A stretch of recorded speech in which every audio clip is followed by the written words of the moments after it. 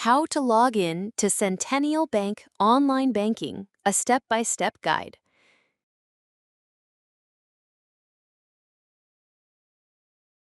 Begin by opening a secure and preferred web browser on your computer.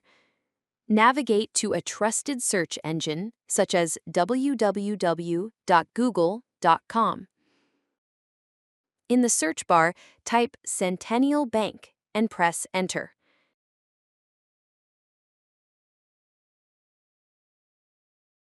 From the search results, carefully select only the official and verified website of Centennial Bank.